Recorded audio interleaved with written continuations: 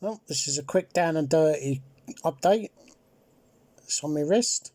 It's having a good time. It's kept winding since I wound it up yesterday, as you can see. That looks... Now after getting over yesterday's little throw my toy out of the pram, it done half look good, done it? So, and you can see there that around the edge of the dial there's like that coppery gold look. That's the gilt ring in action.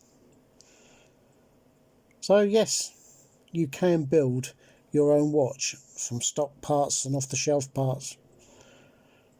I have much to learn still.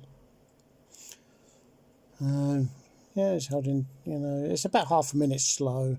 I just not bothered to correct it. But it's been half a minute slow. It was half a minute slow last night. It's got a nice big thick crown on it, and sharp mesh bracelet.